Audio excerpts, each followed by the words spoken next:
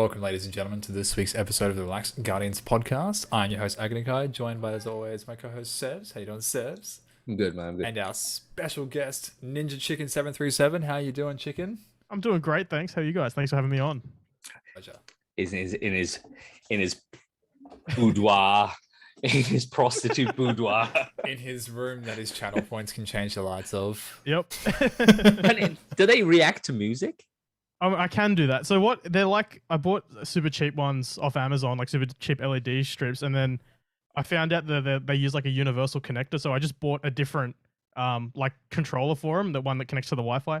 So I'm sure it's sending all of my internet off to China as well. But then I've written some code that my stream can change it all. Yeah, and they just love messing with me. I love that he just drops it just randomly. Oh yeah, I just wrote code for it. Like, oh, everybody can write code. Yeah, fuck yeah. Look, if you'd spend as much money as me on a software engineering degree, you'd hope you'd be able to write some code. Oh, okay. Cool. Because we did. So we first met when we did that the fans event. The fans thing, yeah. And then he goes, oh, do you want to come for a raid? And I was like, yeah, I'm up for raid. Perfect. And then he's dropping. He goes, yeah, I just want to do a multi-stream where I connect people's Twitches, like 6 or 7 Twitches together. And I was like, how the fuck do you do that? Oh, I just write the code for it. I didn't do the multi-stream. That's just a thing that someone smarter than me has written. But, yeah. Fucking hell. Yeah. And I'm like, I'm lucky if I'm so happy that I can turn my computer on every time. Yeah. Oh my god, he's so proud of the fact that he's got more fans to put into his damn tower. I know. Hey, and you never have too much RGB. Exactly. Oh my god, there's so much RGB in that thing. So, you're a streamer in the Destiny community. How did you get started? Let everyone know that doesn't know you how you got started and what you do. Yeah, so I guess I'll start. My background as a streamer. So, you know, I'm not sure if you guys are aware, but last year there was a little pandemic thing that started, and they gave a lot of people a bit extra free time. So, me and some mates that I went to high school with, we thought, hey, we're pretty funny. Let's start a podcast. We weren't smart enough like you guys to have it like focused on a centralized topic though. We just thought, oh, we're funny enough. We can just talk about anything. So we just did that for up until really recently, actually. And like as we're going, so it started off just audio only, and then I've always been like super interested in the tech side of these things, and I was like, oh, we'll start doing video, and then like, oh, we'll start doing it live on Twitch, and then once we're already Twitch streaming, I was like, oh, I may as well stream games and stuff on Twitch as well, and then I've been a Destiny fan for forever. So doing that, I was getting super into Twitch streaming, and I was doing that over on the podcast Twitch channel. And then only like I think it was 2 months ago, it's gotten to the point now like where all of the guys our schedules weren't working together. Like we've all started new jobs and stuff since then. So we've put the podcast on a bit of a pause, but I wanted to keep streaming. So I launched my own Twitch channel 2 months ago, and it's been a blast. I've been able to play more Destiny since then, which is awesome. Yeah, so that's how I've kind of come up in streaming. And in terms of Destiny, I mean, I'll take you back. So 2014. You're gonna make fun of me because I'm fucking young, but I was 14 in 2014. Get off. Oh my god. Fucking leave. Oh my god, this is sprouted grey hairs. Yeah, I was born in 99, so a bit of a child. But I just got my first job. I was delivering junk mail, and I saved up my money, and I bought an original Xbox. And I was like, fuck yeah, I was a Halo fan for forever, and I was like, oh, this Destiny thing looks pretty cool. So I get in there, I buy Destiny, I pop it in. And like a lot of people, I realized Destiny was not for me at that time. It didn't grab 14-year-old me. And then that was it. I didn't give D1 another go at all. I moved over. I was playing like League of Legends and Counter-Strike. I've always been more of a PC gamer. So the fact that they're trying to make me play a shooter on console, I wasn't too much of a fan of. But yeah, that was Destiny 1. I regret it now, but I didn't play it. And then, so Destiny 2 in the PC release would have been in November of 2017. Which incidentally was like a week before I finished my HSC. Wow. Yeah. So, fuck you as Sevs drinks another fucking bit of gin. His old ass gin. Yeah. So my gin is older than you. Yeah, it wouldn't surprise me. But yeah, no. So it comes out like a week before I finished my HSC. Somehow I had the self-control to not touch it. I finished my last exam was chemistry. I remember finishing chemistry, went to the pub after with my mates because I was doing it with there was a bunch of my mates' last exam. So we went to the pub. Did you have fake ID? I was 18 then. Oh, there we go. Yeah, went to the pub. We got a bit, boozy. And then went home and started Destiny, and then ever since then, I've just been a huge fan. For whatever reason, D2 clicked where D1 didn't. And then I've played through the whole game, like obviously Curse of Osiris and Warmind, Forsaken, Shadowkeep, the whole lot of it. The only time I wasn't playing was during Season of the Forge, because I thought, I'm gonna make a bit more money over that summer, and I was working like 2 jobs and had no time. But other than that, it's been all Destiny all the time. That's cool. Yeah, wicked. Awesome. So what's your following? What's your how many guys do you have in your stream? So I think I'm sitting at like an average of like 10 or 11 viewers these days, and I think 150 followers. Which Wow. I expected it to be a much slower build starting the new channel, because I'm hitting about where we were on the Slotcast channel after almost a year. Yeah. But I mean, you'll notice my hair's a bit shorter and my beard isn't as luscious as it is in my profile picture. I thought, because I wanted to get the emote slots unlocked, and you need 50 subs to do that. So I was like, I auctioned off my hair for 50 subs, and it went like that. Wow. Which I was extremely flattered by everyone's generosity. And so I did a whole head shaving stream. I set it up as a nice event thing, and then I said they were all wanted the beard. I was like, 100 subs and you get the beard, and they managed to get that off too. So wow. I've Wow. had a huge Well amount of done. support starting the new channel. So back to this podcast. What was this podcast called? It was called the Slotcast. It was just like a variety. We just talked about shit. Look, it was a lot of fun to do. It had a bit of a cult following, but it never really took off. It's something that a Right. lot of people actually started asking us, since this isn't massive, but we've found some success doing it. A lot of the time they'll go, I'm going to start my own. Have you got any tips? And I always say, pick a topic, stick to that topic. Absolutely. Know what you're without talking question. about, Or just don't do it. Or just don't do it. Don't do it. Just don't do it, because it's so much time you don't understand. Yeah. Yeah, look, You would have as much been as I miss, because I was the one, running our podcast, and as much as I miss doing it week to week, I do not miss the cutting together the episodes, promo, syndicating, all of Yeah. that nonsense. Yeah, because we went very quickly from just audio to Twitch. It's just easier. And we just, because obviously Agnikai had Twitch and stuff like that, we just went straight to Twitch. It's the same journey for us, because I figure we wanted to start doing video. I'm like, well, I'm doing it in OBS anyway. I can press the button above, start recording, and just do it live. Yeah, I exactly. as well. I was looking, and because obviously we had Pancake. Guys, we had Pancake, Private Pancake on our Patreon last week. Yeah. I was looking Phenomenal into episode. I was looking Thank into OnlyFans because we can't put the video on Patreon because it doesn't allow, we can only put audio. OnlyFans allows you to put video and audio, and I was like, ooh, get on put it like a little fucking clickbait fucking thing, Yeah, that'd be. Oh my god. It's a way to do it.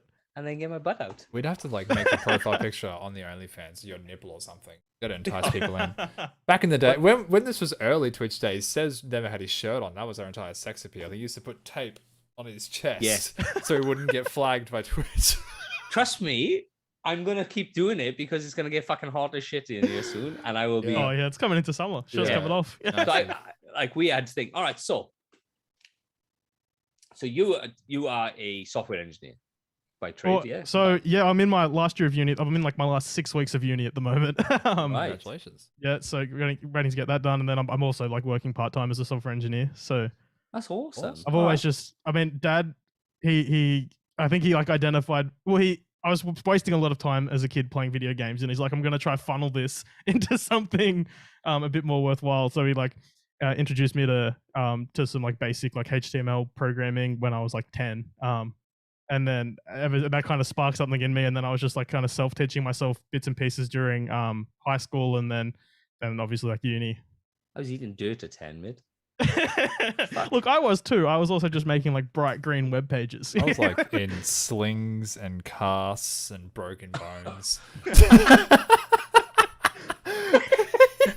I like how it's gone as the ages. So I was eating dirt, you were broken, and then he was a genius. Yeah, boy genius. Look, no, genius is a bit of a stretch. I'm not. It sounds like, oh yeah, he's coding for the age of 10, like some Mark Zuckerberg figure, but I've yet to make my millions. We'll be there, mate. We'll be there on your fucking coattails. 100%. This is it. All right. So So- what are you? Go on, sorry, mate. Go on. I was going to say, what kept you going with Destiny? Why did you stick with Destiny when you came back to it? So I think when I was when Destiny 1 came out, I wasn't ready for that kind of game. I don't think. Like I wasn't ready for the come back week to week. There's not always a whole bunch to do, but then come back to week, and then the varied content. And I only got into it's like a funny story of like how much I say I've been playing Destiny since launch, but I feel like I really only started playing Destiny this year, getting into all of the like the systems and stuff. And I feel like a lot of people have that shared experience where I put like 1,000 hours in before I even looked at a weapon perk. Oh my gosh. Yeah. Yeah. You like, where did the time go? But definitely like D2, just the gameplay clicked, and like the fantasy of you play all this PvE stuff, and then you go into PvP and you use the weapons. And I wasn't raiding at the time, but like the idea of there's these crazy raids in the game, it just like enraptured me. And then the content, the first couple content drops came, and they were a bit so, but it was still enough to keep me going. And yeah, to this day. Yeah. Because there was a thing on Facebook going, I hate this fucking game. I play it every day. Yeah. I mean, I always say like in my clan, I'm like, we all bitch about Destiny all the time, but it's only because we love Destiny. Like, yeah. We're allowed to. We put fucking hours in, so we're allowed to bitch about it. It's like that meme where like you're talking shit to your little brother, and someone else just talks shit to your little brother, and you're like, hey, I'll fucking beat you up. Yeah, I'll fucking kill you. Yeah. Hey, I've put the time into this. I said the same thing the other day. It's like we've put so much time into this. We just love this too much to not see it fail, sort of thing. Yeah. So, okay, we've built our brand on this fucking game. Like I did. Yeah. So while we're on the topic, a bit of hate with Destiny right now, and I know we're jumping a bit deep into the deep end here. So they announced this dungeons thing, the separation of selling dungeons to other content recently. And I've seen Ninja's take on this on Twitter, and I'm quite with it. Do you know anything about the steps? Right. I have read the actual article. Yeah. And it's a little bit different to what's been said on Twitter. Okay. Well, yeah. So from what I understand, you have your standard edition Witch Queen, and then you have your standard edition seasons, and then dungeons are being sold separately from those as well. But if you buy the deluxe, you get it all in the same. Yeah. From what I understand as well, no matter which way you go, unless you, I don't know, somehow screw it up, it all costs the same price at the end. So if you're paying it all up front, or if you buy it all throughout. So that's not the case. That's not the case actually. So for context, how it's worked in the past. So let's talk the Beyond Light Deluxe Edition, for example. That one cost the price of Beyond Light, so the $60 or whatever it is, and then it cost $45 more. So it cost like $105 because you're effectively. They bundled it, and it's a discount because that's how bundles work. Yeah. You pay for the expansion and 3 seasons, and you get the 4th season free because they want you to buy it all up front. This one costs $120, $130. You're basically paying for the expansion, and you're paying for 4 seasons, and you get the dungeons on top as the bonus. Because I feel like that's the thing people aren't understanding. They're not doing the bundle just because, like, hey, we're going to give you a discount, and that's like for goodwill. And no, they're a business. They expect you, if you're only going to buy them piecemeal, you might miss one if you step away from the game. Like, they want you to buy everything up front, so they throw in the little bit of extra dungeon and hope that you stay. But a lot of people on Twitter are like, oh, we're getting ripped off, when it's been this way the whole time. So the way I read it, I'm going to put it into American dollars, okay? Because that's how that's easier. Yeah. So standard version was $40. Okay. Yeah. Deluxe edition was $80.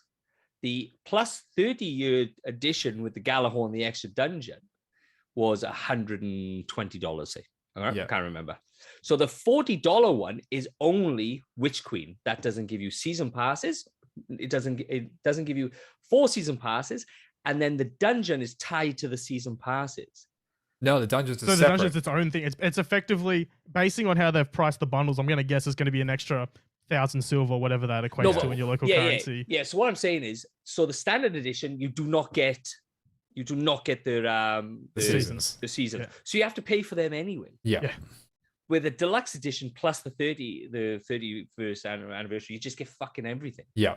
And I understand the issue, but I understand, like, people may miss a season, or may miss something, and they go, well, I just want the fucking dungeon. So you can just pay what? Well, and that's the thing too. Like, if you do miss, if you're going to buy the seasons piecemeal, and you are going to, like, well, I know I'm not going to play the middle 2 seasons, or you're not playing, so you don't buy them. Yeah. And you buy the first season, the last season, and the dungeon pass, you're still paying the same amount, if not saving a little bit of money. Like I don't. You see, it makes no fuck all. sense that people are angry. We're in the stage where we just go, oh, that comes out. I want that. Yeah. I'm gonna buy that. Like I bought the fucking little spider fucking sparrow today. Yeah. It's so good, is it? It's so great. But I understand, and it just seems everybody goes, well, that's fucking ripping off. Well, it works out in the end. If you pay for everything, it works out near enough exactly the fucking same. Yeah. Maybe a couple of dollars more. I don't know. With Like you have to really screw up to end up paying more here. Like Yeah. if you know that you're gonna play all of the seasons and you still buy everything piecemeal, you get standard edition and you buy the seasons piecemeal and you buy the dungeon pass. You paying the $10 extra or whatever it ends up being because you're an idiot and you didn't just buy the deluxe edition. yeah. Like I understand it because we enjoy the game, so we purposely go, this is a good investment for us. This is how we do it. Yeah. Where some people go, well, I can only afford the $40. That will get me Witch Queen. That will get me the next edition, and then I will think about buying the same thing. But even still, if you buy standard edition, you can just upgrade to deluxe edition later, and it only costs the $40. Yeah. And I've seen people saying on Twitter, because normally I try to stay out of these Twitter arguments. This one's been pissing me off because it's just everywhere. And I've seen people saying like, "Oh, I can only afford the fee, like the $10 every 3 months." And I feel like if you have $10 expendable income every 3 months, you should probably not be buying Destiny seasons with that. Like. It's you gotta just such a non-argument. Yeah. As you see these people, they'd be like, yeah, I bought the standard edition, but they have all the shit without it costing silver. Oh, no. I know. So what do you think about this fucking dino armor? Give us your lowdown on this dino armor. Well, normally I try to stay away from Tess, but she got me this time, and I bought all three. All three. Silver or Bright Dust? Silver. So I bought two lots of like the $30 silver, and I had a bit extra, and that's enough to cover it. But relating it back to what we were just talking about, though, I've seen a lot of people posting like the breakdowns, like, oh, if you've like we have spent this much on base game, this much on Curse of Osiris Warmind, like Forsaken, Shadowkeep, Beyond Light, and it all works out to this much. And let's say I've spent like a couple hundred on silver in the time. I've played this game for 3,000 hours. You do the math, and you're still paying like 20 cents an hour of entertainment. Yeah. You compare that to a movie ticket where you watch like a 2-hour movie and it costs you $26 for the ticket, plus you're spending an extra $20 on the rip-off popcorn or whatever, plus like you're parking at the cinema, and that is costing you like $25 an hour for entertainment. Yeah. I see the value proposition there. And like I'm lucky to be in a fortunate enough position where I have the little bit of extra money to be able to buy some dinosaur armor or like a dungeon pass. And well, that's it. Like, I understand this comparison people are making with you can go to the cinemas and you can get 2 hours worth of entertainment and stuff. I don't see it as the same entertainment value because it's two very different platforms. But I get the argument. I get the argument that people are making, and it does absolutely make sense.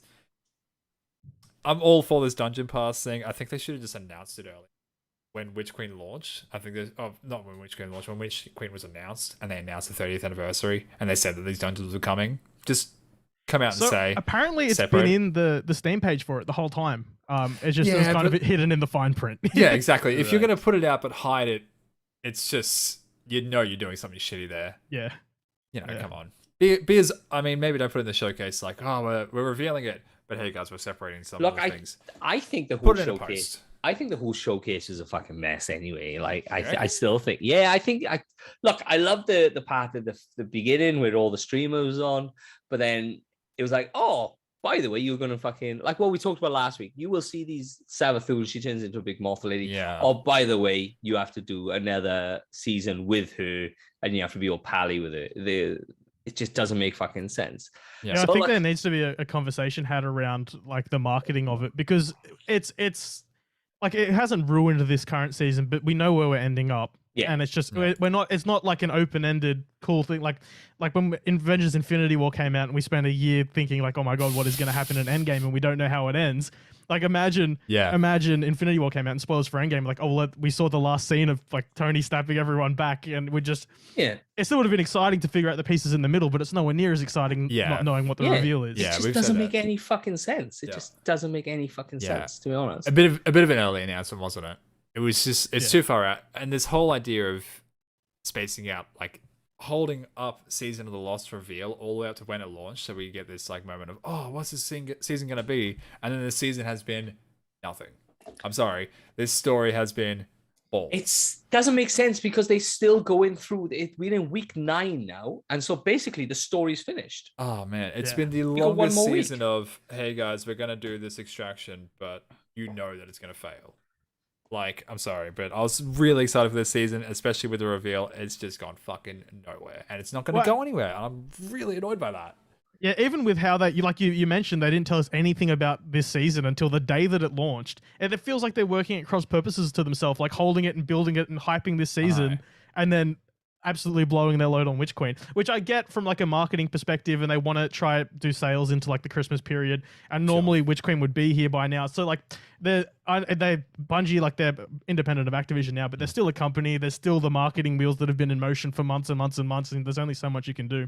But it really feels like they've shot themselves in the foot here. Yeah. If you read the law, on the book, the law book, she's actually got rid of Marisov. Has actually got rid of Savathun from the Dreaming City.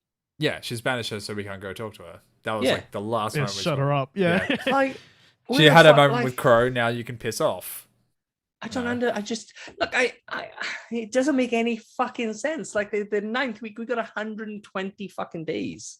I know left, but okay, that's my problem with this season. Is my problem with all of the seasons so far is the way that they roll out their story. And I understand drip-fed content, and people are enjoying drip-fed content, and that's great. This doesn't feel like we're getting through a story campaign. This feels like we are just banging our head against the wall until someone tells us the next stop in the story. But there isn't a next. The issue I got is there isn't a next stop. Yeah. We hit this massive roadblock again, like we did with Season of Splicer, where we had this event in the middle, and then it's just this big roadblock leading up to something that we. But Season of Splicer, they stopped the story. Yeah, they stopped the week's story. No, Yeah. they haven't. The weeks is going on. We get 10 weeks per story, and they have still going. We're on week 9. So I think the last bit of story content we got was week 7, so the week before Lost, and then it's going to be on pause for the 3 or 4 weeks of Festival of the Lost or whatever we get. And I reckon we're going to get like a mid-season conclusion between Festival of the Lost and the Dawning and the 30th anniversary. So the week of like November the 20-something, I reckon we'll get, the exorcisms happened, Savathun's fucked off somewhere. Savathun's escaped. And what's going to happen? And then we might, when 30th anniversary comes out, like it'd be insane if they don't do it, even just a little bit of story stuff. Yeah. 30th anniversary apparently is going to do his because he's all over the branding and everything. So Well, you possibly have to the 9 remember- setup. In Arrivals, we got Prophecy, which has done a pretty cracker job of foretelling a lot of stuff. So I imagine there'll be something similar. Yeah, true. Yeah. Look, they need to change up the way they're telling their story. And I know Witch Queen is coming, and I know that's their big expansion drop, and so we're going to get actual campaign nodes and go to different locations and everything. But with the seasons, they need to change up how they release their season story. We can't keep doing the 6-man activity to collect a couple of items and then go to a Shattered Realm location or whatever, or an expunge, and run through the same maze and then go and just listen to a story. We need to have something really happen to make it feel like an event is happening. Yeah.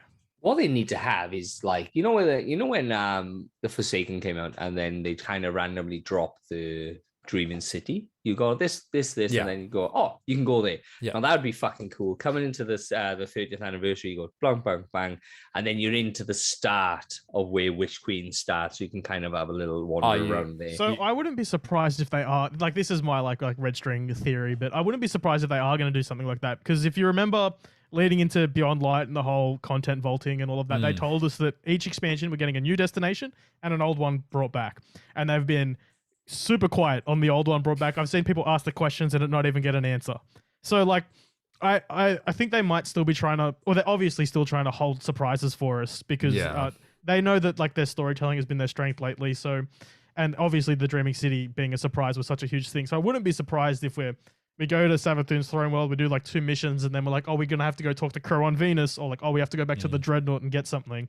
And they bring back a D1 location like that. So I think there's still going to be surprises and stuff, and cool stuff in Witch Queen. But if the seasonal model just goes back to every single week, my problem isn't that it's like weekly and it's piecemeal and it's small chunks. I'm fine with that. It's the fact that it's the same every week. Yeah. Like, I'm fine with I know what I'm doing. too. You go in and you go, oh, Astral Alignment, talk to Mara, Shattered Realm, talk to Savathun, then something will happen with Crow, and then it's over for the week. Like it shouldn't be that formulaic. And it didn't feel that formulaic in Splicer, even though it was when you think about it. Like, but at least the story was more interesting in Splicer.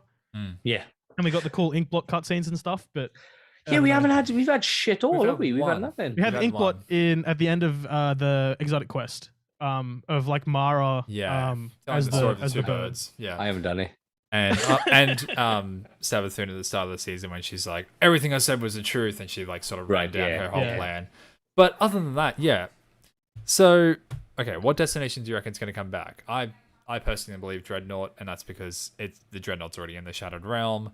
I think that the King's Fall raid's coming back next year with their reprised raid, so Yeah. I would say Dreadnought personally.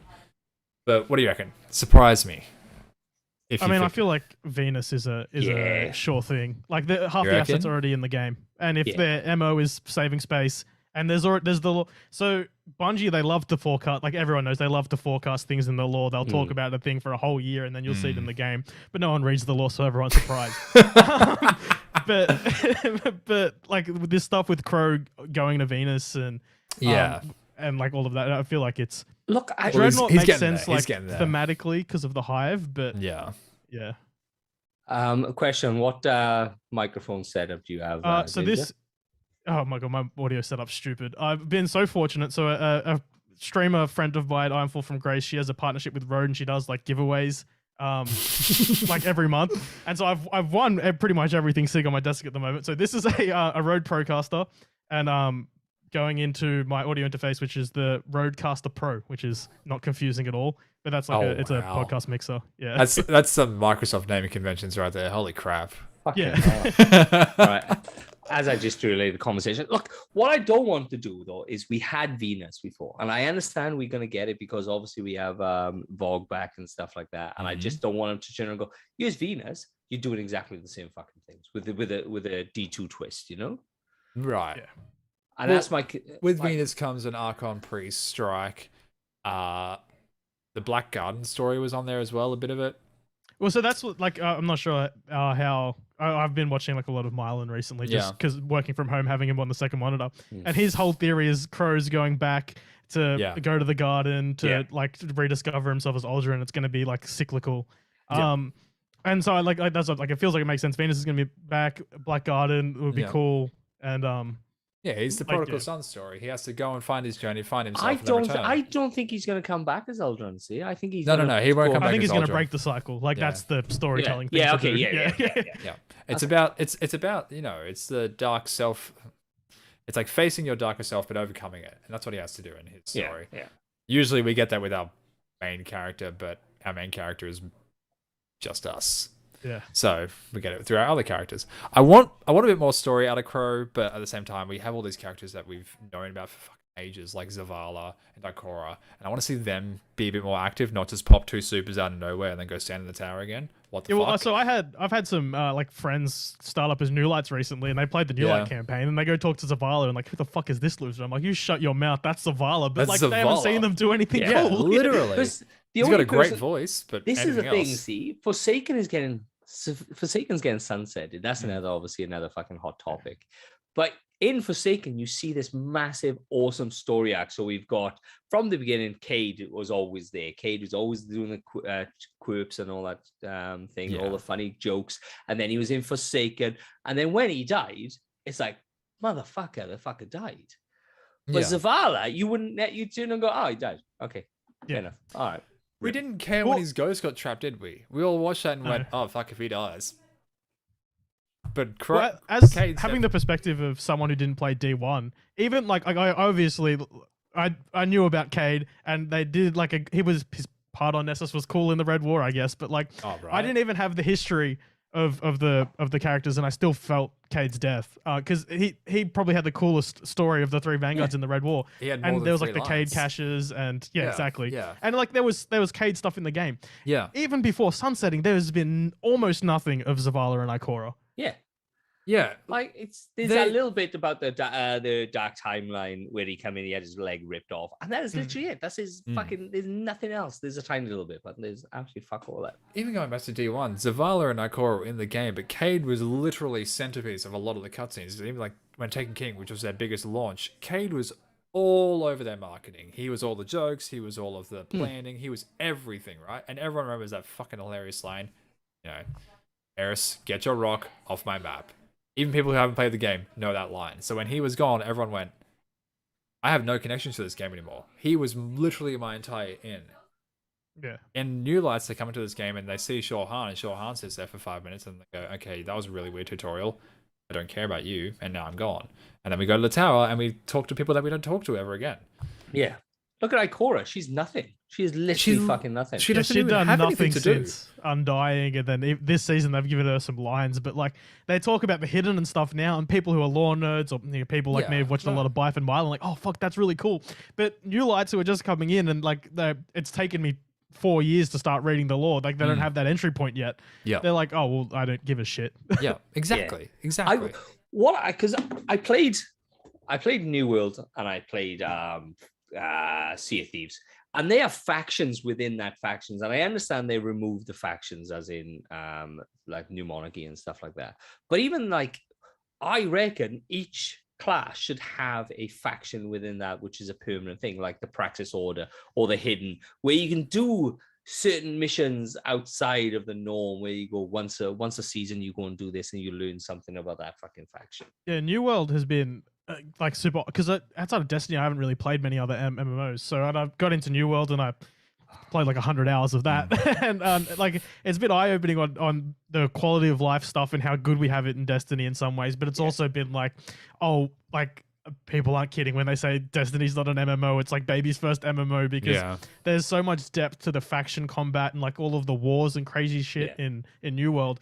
And the clan system in Destiny is like just a glorified roster filter at this point. Yes. Like it does nothing. Yeah, it needs to be updated. Like, yes, New World has its issues, and I understand that. The running, the non-swimming. Fuck my life. And I know I'm going off thing, and I went on there and I was like, every Tuesday, I'm going to play New World. I'm going to stream New World. And I turned it on, I looked like and I was like, where's my next quest? It was all the way down there. I was like, nah, can't be doing that. Turn Destiny back on. But it needs to evolve. Destiny needs to evolve, and it needs to bring the clans into it. Like, you can have clan wars. You can set your fucking clan up against it. And then we have like, not a battle royale, but a big ass PvP map. Well, even so League of Legends, I know they've started like a weekly, or it's bi-weekly tournament called Clash. And effectively you make like a team out of your clan members, and then it's like set up like a tournament, it's a draft pick and everything. And you pay a little bit of currency to get in, and like the free currency to get in. And then every other week you go into a tournament, you get bracketed against 10 other clans, and it feels cool. So like if you want a way to innovate trials, you have like clan weekend trials, and you get like clan trials pass, and you can only go in with clan members, and it's like a mini tournament. You get like a golf ball or something at the end, like if you win. But it'd be cool. Like that's an idea of something you can do with the clan system. That's why we've done this tournament. That's why we everybody knows, whoever listens to this, we run in tournaments, we run in Gambit, we run in Crucible at the moment, and then we're going to run PvE. And it's just like, if they are not doing it, we will do it amongst ourselves. We will sort it out. I will get my mate Vince to do all the work, and I will just be the voice of it. That's all I do. But it'd be good to get, maybe like, even if you have to sort it out yourself, like get one clan against another clan, and then you sort out the fucking PvP side of it, and then you just whittle down to a fucking t-shirt at the end of it. Oh, here's a free one off the dome, Bungie. Like, we know that we remember from like last year in Arrivals or whatever, whenever it was, like the stonks thing where you're donating the currency, and they have like a global track of the currency. Make some, like, you show the top 100, you do an event like that, a world event like that, because you can't, obviously, if it's only PvP, only a small percentage of the play base is going to interact with it. If, like, for a PvE thing, you do something like that, and then you say like, oh, here are the top 100 clans, and if you're in the top 50, you get extra like rewards from your GMs, and everyone in the top 100 gets bonus XP. And like, obviously there's the sweaty streamer clans are going to be the ones at the top, but like, you see, oh, we're like 10,000 out of 70,000, and we can climb up like an extra like 5,000 ranks. It'd be awesome. It's just a way to make the clans feel more meaningful in the game. I do like the clans in Destiny is what really, like, so this year, the start of this year, I got like a Steam message from a guy from high school, and like we used to play games together, and then we didn't. And then I saw him on Destiny one day. I was like, oh, hey, how you going? And it's like, oh, do you want to come raid with us? And the next thing you know, I'm chatting to them every night. I'm in their clan. I'm raiding. I think before this, I'd done like 5 raids in my time, and I've met this clan, and we're doing like 12 raids a week. At some point. Yeah, it's awesome. And then they're like, the friend game's real. Like it really is, because they're pushing me. Like I'm seeing them do crazy shit. Like, oh, how the fuck do you do that? I'm like, oh, they've got rampage on this gun. I'm like, what the fuck's a rampage? And you get into dim and like I was never that bad, thankfully, but. And because of that, I started learning weapon perks and like armor mods and build crafting. And now I'd like to think I have a pretty good understanding of like most of the game. And it's only because of like the clan experience, but that can only take with the current clan system, it can only go so far. And I think that's something that needs to improve because it's such an important part. That's why we got Discord. Like this is why we got Discord. We got like we can learn this stuff. We raid every weekend. We've got guys now who've come in from not raiding solo players to be raiding nightly, and then they can raid, and then we don't have to raid, and we don't have to take them through, even though we love to take the fuckers through. Even Ags did like half a raid. He didn't even finish a raid. He was fucking useless before I met him, and then I taught him everything. Relax your ego.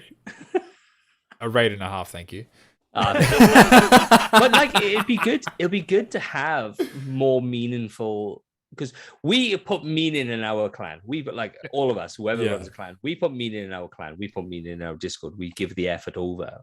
Not because we're egotistical like Agnakai, but it's because we love fucking doing it. We love fucking doing it, and we love helping people, and we love the camaraderie with it. Like I was a solo player in D1, and I couldn't be fucked.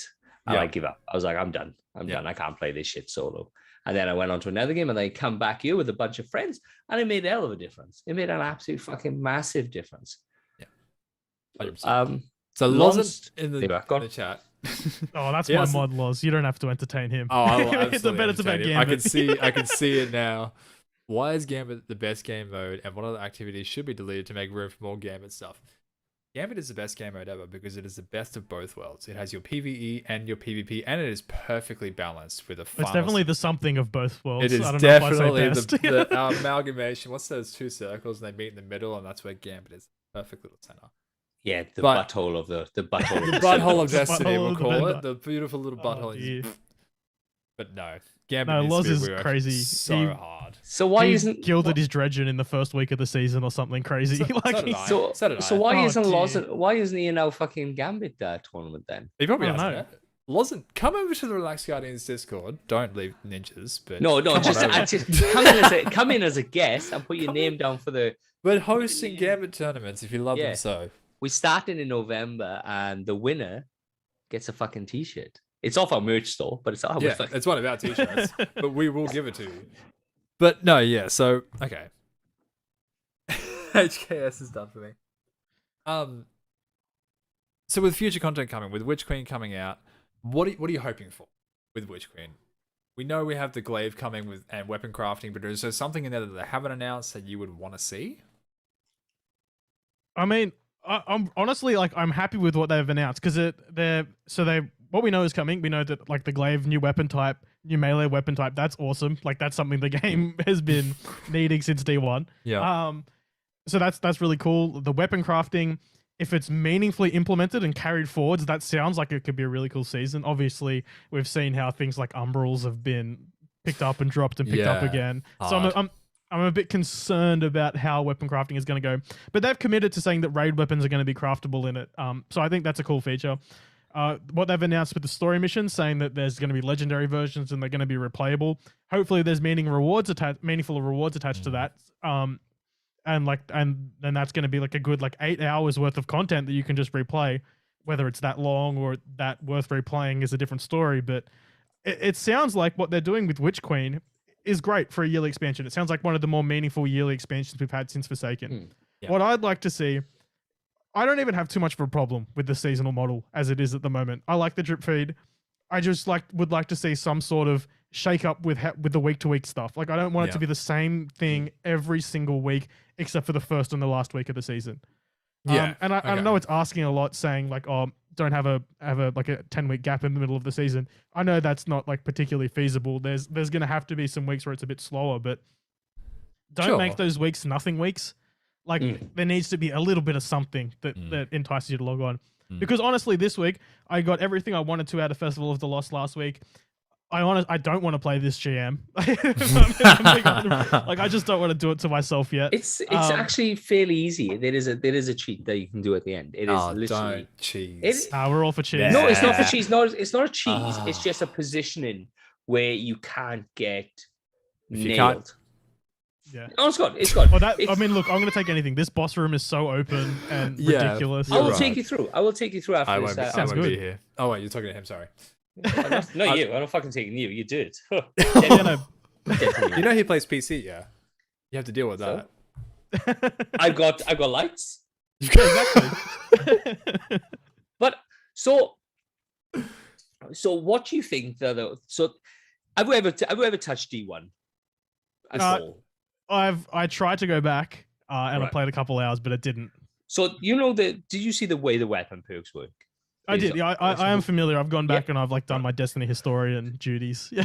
So do you think the new weapon perks are supposed to be I just talk fucking crap. The ability to modify your weapon, do you think it's gonna fucking pan out like the D1 type of system? So I don't think it's going to be modifying your weapon like that though. I think it's going to be collect 10 fractal cores and 15 like no. infinite Yeah. type. It's going to be like Osiris, where a collectathon. There's like 10 extra currencies, and then you have to get like a weapon frame from doing an activity. Yeah. And you're like, oh, you get this weapon frame, and you put it'll be like Menagerie, where you put like this rune, this rune, this rune, and then it shits out a gun. Yeah. And then in a week there'll be a table posted on the Reddit, and then you just craft the role you want, and then that's what I'm worried it's going to be. Yeah. Hopefully it's more meaningful than that, but I can't imagine it being anything else. It looks like the picture of it looks like fucking Lego. Well, we got like a really, really early take of weapon crafting back when Shadowkeep came out with those relics, with what Eris made you do with the with the table and whatever. But I mean, that wasn't like specific rolling. That was more a quest to get a gun, but it was a bit more direct, which is good. But I can see what you're saying. Like, go and collect all these different weapon parts, but all the weapon parts that you've been collecting for years. Like I've got 3 stacks of 9,999 that I have to get rid of now because there's no point in leveling up Banshee, but I guarantee I won't be able to use them for the new crafting system. Yeah. So, yeah, look, I really hope you're wrong because Destiny does not need another currency system. Okay. What I want. Have you ever played Division? I have. Yeah. So you know the re-rolls of your weapons, where you get it off the table, you got this table, this table, this table, and then you can press the button, and then it'll cost you more and more of a currency to re-roll that. Yeah, right. That's what I want to see within Destiny. Is not the right, but if you do this, this, and this, you get that fucking god roll because everybody's gonna have the god roll or that particular god roll that they feel that is a god roll.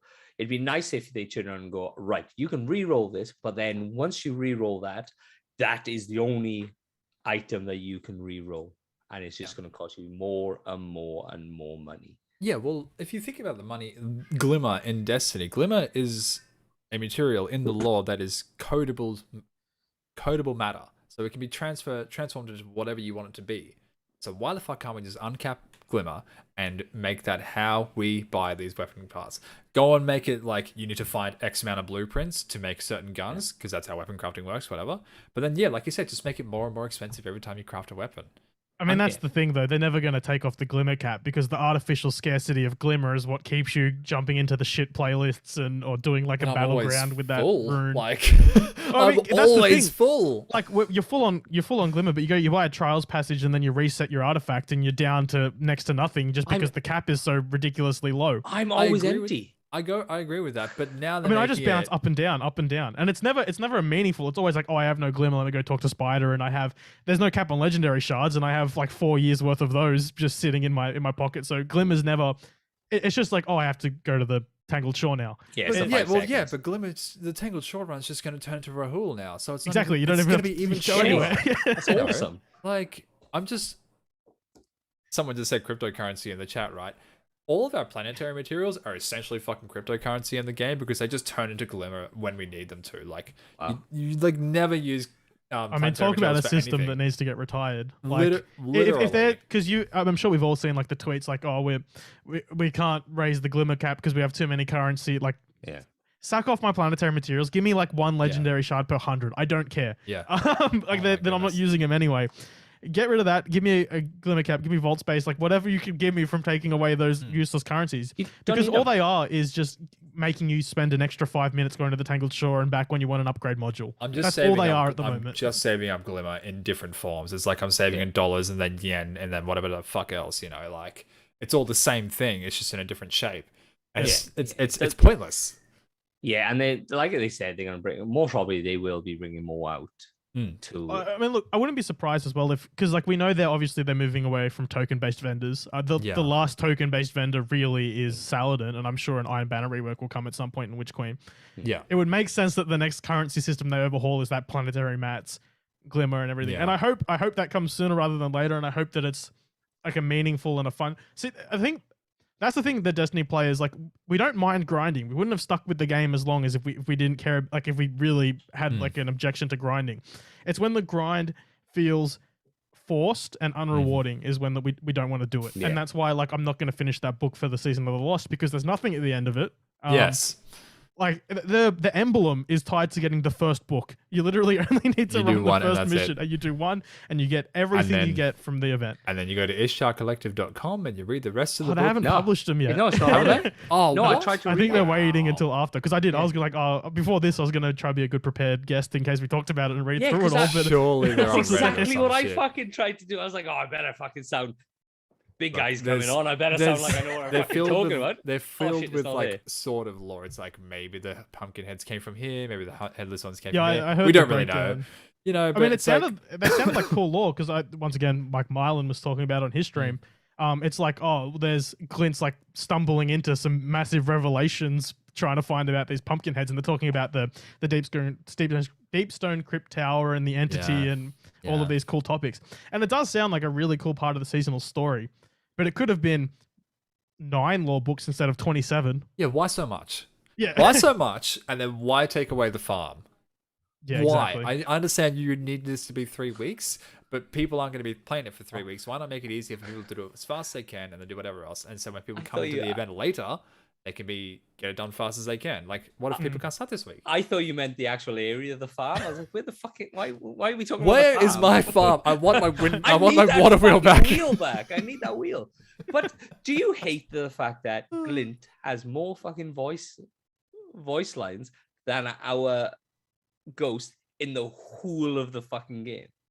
Yeah, it's a bit upsetting, honestly, because I mean, look, it's not like our Ghost has been a particularly compelling character, but it's still our Ghost. Like, there's some level of sentimental attachment there. For so long, they've been the sole voice for our Guardian, and now we get into Festival of the Lost, and you play one mission, and Glint's immediately like a much more like multi-dimensional character, super interesting, has a personality, and our Ghost has just gone from like Peter Dinklage to Nolan North. I know. Okay. I don't care, and I'm kind of glad if they just sort of shut our Ghost up and just push us to the cameraman role, but they have to maintain that. And they have to make that's what it is now. They can't keep bouncing back and forth with this crap. I understand with Witch Queen, we're going to have moments where our Ghost is going to talk, and it's because we have to deal with the event, but I'd rather them just go one way or another. Yeah, I think you've nailed it there. What they've been doing... Season of the Splicer, I'm not sure you guys are familiar with this. There's like a website called Scrubland where you sign in with your Bungie account and it shows you a heat map of which days you have and which days you haven't played Destiny. If you look at my heat map for Splicer, I think I missed like 10 days in that whole season. Wow.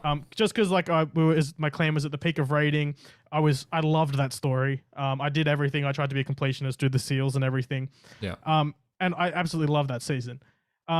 And I think the reason that story clicked with me so much is because we weren't an actor. Like, our Guardian was just what our Guardian is supposed to be. It was just, we're like a camera effectively for the story. Yeah. And we had interesting 3-dimensional characters playing out the story in front of us. And I know some people weren't happy with that. And they're like, well, what happened to our player agency? Like, here's a wake-up call. You never had any player agency. It's been like a very linear story. And I do think you're 100% right. If they're going to go that direction, they need to go that direction. Yeah. And our Ghost can chime in every once in a while to speak on behalf of us if we need to. But like, they can make much more interesting characters if they're not using us as the main character. Yeah. If Crow becomes the main character, I'm happy with that. Yeah. Just don't bounce between and do a shitty half job on both things instead of like exactly. Like it's to the stage on the new GM, on this week's GM. the ghost is doing that little pad, and he's getting, you can't let the shanks come up, and Yeah. they get electrocuted. He's going, ow, ow, ow, and I'm like, I don't fucking care. I don't care. Yeah, you can die. I understand. Like, I'll be dead, but you can die. Get fucking electrocuted. Like, Fucker. yeah, it's a bad character development when we don't give a shit about our ghost, but we give a shit about someone else's ghost. Lightfall will force us to play as a Shadow Dive Crow and nothing. Don't we? Lance, mate, you can't talk about Shadow Dive. Agnikai thinks it is completely normal. I think it's fine. You're insane. I think if you get Shadow Dives, you got outplayed and you're a dick. You didn't, because you can't counter. There's like 2 ways you can counter it: either Icarus Dash or Warlock Blink.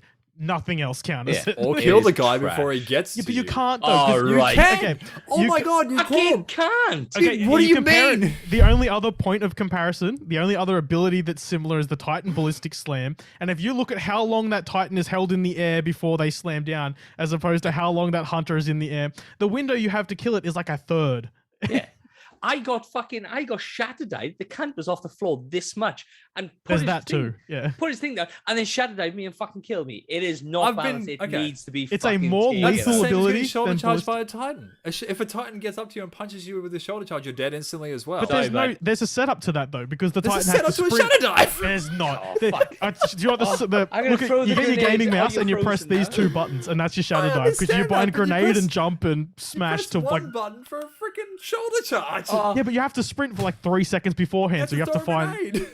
oh, fuck You have off. to have a charge. That's You have ridiculous. to line it up. You have to make sure that You actually. can tell he's a fucking hunter main, Oh, dirtbag. like- And But the difference is you do can not- triple kill with a Shadow Dive. You can't do that dude. with a shoulder Yeah, charge. You can. like I was working on like ACDC, Feedback the fence. Dune marches like that.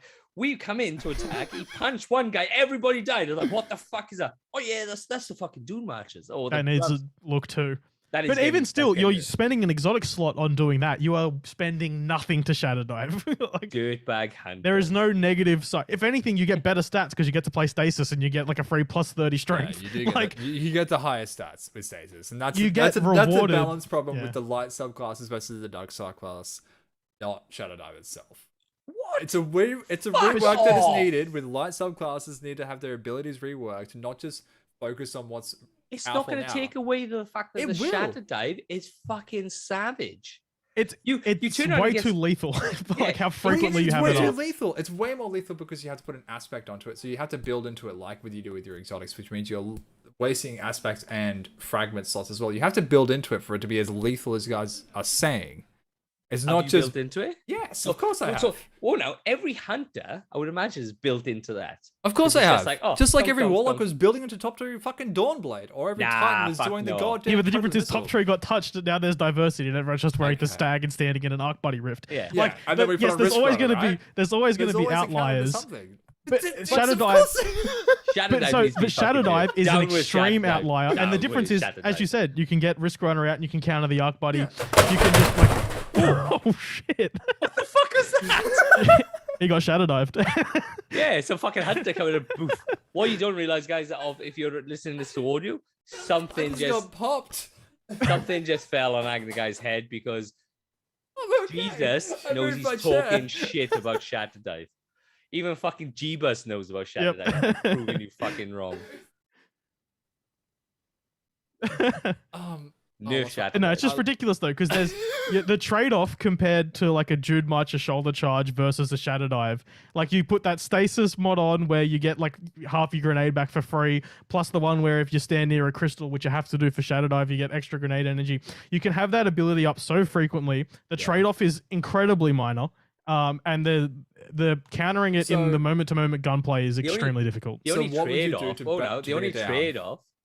trade-off is you have to play a fucking hunter, and that is the fucking dirtbag fucking. Yeah, you have to get you get the fucking worst super. And that's You have to but the sacrifice trade-off is you get all Shadow of your. Dive. It's not even a bad super. Like It's the tornado is awful. pretty lethal. It is no, it's good if it works, but if you throw it next to a fucking wall, it gets trapped. I And mean, if you can thunder crash someone and hit a wall, and like the same I thing. understand that, but You could be like, 30 foot up in the air. You still get hit with a Shadow Dive all the way across the other fucking side. okay, of the map. relax a little bit, yeah. No, but on it, like if you go back to your question, how would you tune Shadow Dive? Yeah. I think something 7. needs to be done with how the scaling for the stasis grenade and those grenade replenishing mods and Mm. fragments, that needs to be tuned a little. Yeah. You need to hang in the air for a bit longer before like it casts, because it's really quite instant. Okay. And I think there needs to be some level of punishment. Like you shouldn't be. I know that it's like 2 or 3 seconds before you can shadow dive again and again and again. But the Put a thing that shadow cooldown. dive has is extremely powerful even in neutral play, and there's no punishment for just using it as a movement ability. It's like the Titan slide. You can only do 2 and you get a 10-second cooldown. I think you shadow dive, you can get, let's say you get 2, but then it's on like a 30-second cooldown. Then you have to think about when you shadow dive. I'd argue that would make it pretty balanced. That's fair. Put a cooldown on it. What? Put a cap on it with the cooldown. Yeah. Yeah, because That seems fair. they touched Top Tree Dawn and they reduced the cap. They cap the dashes. So do the same Yeah, thing. the dash. Do the Yeah, same thing. exactly. That Or even if you had to like eat your dodge, even if they made it the same as Top Trade Dawn, where at the moment like they capped it, but if you want it back to how it was, you have to eat your grenade. If you have to like sacrifice your dodge or something to get Shadow Dive up to the potency that it has now, like they just need to add some downsides to it, because at the moment there's none. You play on PC, you set up your mouse button, so you just like swipe your thumb over the side of your mouse and you've thrown a grenade, jumped and Shadow Dives and like teabagged them already. Brutal. You're like, That's it's brutal. Well, Yeah, I like how they touch the all right, the shatter dive's going to get touched. If you do a shatter dive and you have to be this certain meters away, you will only take this much damage. And then the very next season they go, oh, by the way, we got an aspect that'll just fucking put it back to fucking normal. Yeah. it seemed insane with like the Touch of Winter came out after all of the tuning and we're back to square one. All of the tuning came out. They brought out the Touch of Winter, but then they built into close range combat again, which made it more viable again. Like, and they're like, okay, look, fusions of shotguns are what you're going to use this season, guys, because of the artifact. So just don't think about Shadow Dive, guys. Yeah. Look, just. Yeah. But yeah, okay, I see your point, and that's totally valid. They nerfed every exotic that the fucking Warlock had. Oh, They don't stop they just fucking turn off Hunter exotics nowadays. You Radiant deserve Dance it. Machines, fucking Raid and Flux. You Just, deserve it. no. You're You not don't won't argue allowed. that I'm a Warlock, mate. I won't argue we get a bit of preferential Oh treatment my into god, the how nerfs. long They were seem- Germags up for? Come Yeah. on. It was Yes, only literally. that was Oh. fucking that was neutral. That was well balanced. Those No, fucking it wasn't. Chaos Reach killing people behind walls, even I'll admit that's a bit insane. it's arcing through walls. It's fucking rebar through the walls. It's just using fucking science. Oh my god, just. But yeah, no, like I do think it's a shame because so much of the rest of the Hunter kit's pretty interesting.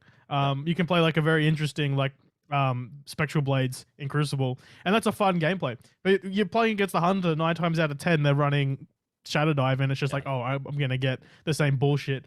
And it like a lot of people, what they want for the Crucible, like everyone you see on Twitter, like, oh, make Crucible about guns, make Crucible about guns again. And just Shadow Dive being as potent and strong as it is just the antithesis to that in every single way. And like, I'm not even that much of a PvP player. I've really only started getting into PvP this season. After like the Fell Winter's nerf, and shotguns they're still strong, but they're less strong than they were. And I feel like I can have a bit of breathing room to use interesting guns. And that's been enough to get me into PvP this season. I went flawless for the first time, and I've gone flawless a couple times. But it's just demoralizing when you load up into trials and you see 3 Shadow Divers, and it's like, well, I know how this game's going to go. My only counter argument to the make Crucible like guns thing is that we've had that before. We had that with the Uriel's gift fucking meta for as long as it was, and then the 2 hand cannons that you get from going into competitive, right? And that was like gatekeeping meta. It wasn't like RNG was fucking blocking you. It was people who had these amazing guns were literally just cutting you off from getting them, and there was just no way around them. That was the meta. Abilities weren't doing shit. These guns were doing shit, and people were just getting blocked from using them. So I kind of don't want to go back to make weapons the best thing. Oh, I agree with that. Bring too. down I Shadow think- Dive, sure, like they did with Yeah. Top Tree Dawn and everything With a- else. Yeah, with a community like Destiny, there's always going to be a meta. It's Yeah. just the inevitability of it. Like you tune one thing, and Absolutely. the Absolutely. crazy people are going to find something that's going to rise to the top. And there's always going to be a meta, no matter what Bungie does. If they change how abilities, like regeneration happens, if they change the special ammo economy, something will always stand out. And I understand that. It's just it feels crazy that we're over a year on. Or we're not a year on because Shadow Dive didn't come out at launch, but we're like 8 months on from Shadow Dive, and it's still as oppressive as it is in the Crucible. That's true. I got taught a little trick today that if you do Top Tree Dawnblade, dodge or the Icarus dash thing and change weapon, by the time you finish the dodge, you have a different weapon in your hand. That's a good trick. What is? So you have a hand cannon, shorty. So you jump up, you dash, Yeah. you change weapon, and as you finish the dash, you have that next weapon in your hand. You can turn around and shoot. Oh, that feels okay. insane that there isn't a ready time or something It after is. you come out of the It is dash. a Oh, glitch. yeah. Okay. It is a glitch. Okay. I got told it today. It's fucking really difficult to get it, but you can turn around and jump, dodge, change weapon, bang, it's in your hand within a second. Yeah. Okay. It just sounds like the quick draw glitch, but without quick It draw. is. I would imagine it is a quick draw. It's like similar to a quick draw. I can't do it. It's a very Other people warlock can do it. thing I to can't say hunters are oppressive and greasy. Look, it's perfectly fine when I sit in my stag rift, but you guys aren't allowed to shadow dive me. That stag rift meta, like the second week of trials coming back this season, I was losing my mind because I play messenger, I play range, and then I have an alt composure when people get close, and I was like, all right, I'm gonna get this guy, bang bang. Oh, they just back into their rift. Their arc buddies are just tapping me, and then I saw on Twitter someone was like, just put on Risk Runner. I did that, and I just started mowing people. Yeah. It was Well, so great. I think the thing that's not talked about enough with the arc buddy is like, I'm not good at PvP, and I've been wanting. Flawless has been in reach, so it's at the point where I'm doing anything I can to get it. So I'm using my cheesy, like at the moment I think I'm running like Fractathist Vex and like a machine gun in goodness. I'm that warlock in the Crucible at the moment. But it's the arc buddy gives you like free game sense because it'll pre-shoot corners for you. Yeah. And when I'm not aware that someone's around there and I see the arc buddy going off, I'm like, oh, hang on. Yeah. I turn around and I get a shotgun kill. Yeah. Like that maybe needs a look into. I won't argue there. But Shadow Dive's fucked. You get wall hacks, but Shadow Dive's fucked. It's not wall hacks. It's just, you know. Well, it's just preemptive. Okay, look, I understand, but like the counter argument again is like, well, you can put on Wish Ender and then you can look through walls and blah, but then you got to build an exotic into it. There's always things that are powerful. Wish Ender bow is fucking ass though. No, it's Yeah, not. it's crap. It's great. Compared to the other exotic bows, though, Okay. it doesn't hold a candle. The other exotic bow is Le Monarch.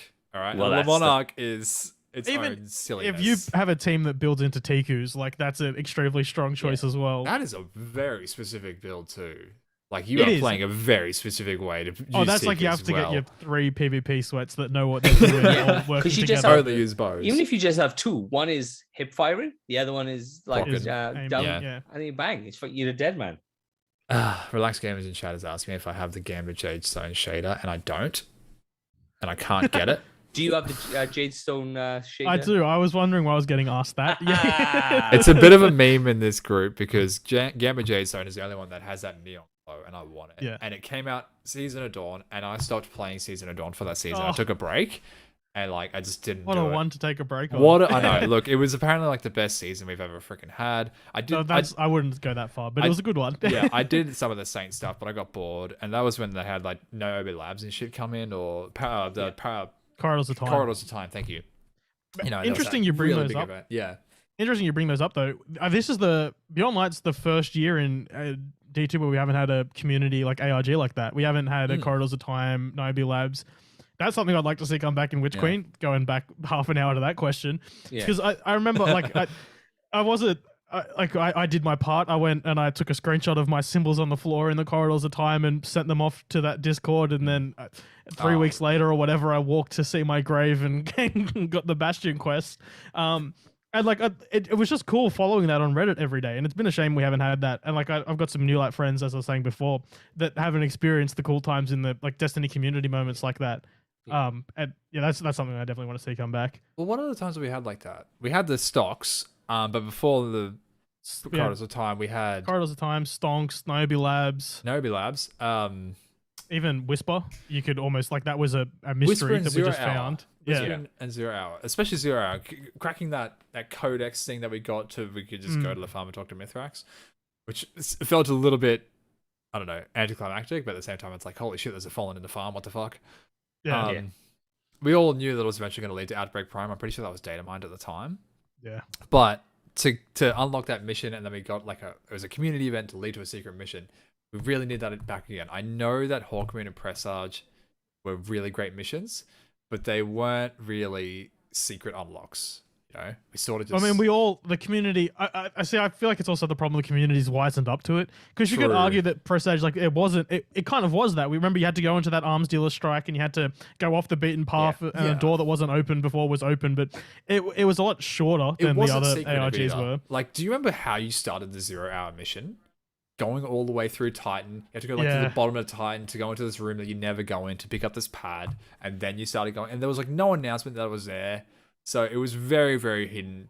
And then Presage was, look, that door was never open, but it's a big ass door, and now it's open. Yeah. Yeah, you see your radar full of red where it shouldn't be, and you're like, it's hang on. go that way. You know, it was pretty obvious. But like this goes all the way back to Destiny 1, when Black Hammer first came out. Not Black Hammer. Black Spindle. Black Spindle, yeah, with that daily mission where we only figured that out because someone went the wrong way by accident. They're like, oh, I'm just gonna turn right here, whatever, and then they unlocked that secret part of the mission, went back into the daily story, finished it in time, and managed to unlock Black Spindle. That is what we need. Yeah. One, we need daily story heroics back, heroic daily story missions back. It's to insane replay. to me that that's gone. Why is that gone? Especially because we have, I mean, they're getting rid of Forsaken, yes, but we have a whole, I mean, the Shadowkeep missions were nothing spectacular, but we have Shadowkeep and Beyond Light missions just sitting there in the game for the last like 5% of the player base might ever touch again. Like, they're well-designed missions for the most part. Then they're like decent chunks of time. They're throwing Battlegrounds into the Strike playlist for next season. Throw some story missions in there too. Like, they're obviously their goals to vary that playlist. You have content just sitting in the game, not getting touched. Just throw it in there. But they bring in legendaries, isn't they? They bring in legendary story missions next season. Yeah, but that sounds like it's only for Witch Queen though. Yeah, like I'm saying, like you do the same for Shadowkeep and Beyond Light, like make them replayable. So I was reading chat. Dude's secret was when the internet didn't exist and you needed to buy magazines that came out monthly to learn what may be the tip. And then Lance was like, "Tell me you're old without saying you're old." Okay, I'll tell you how fucking old I am.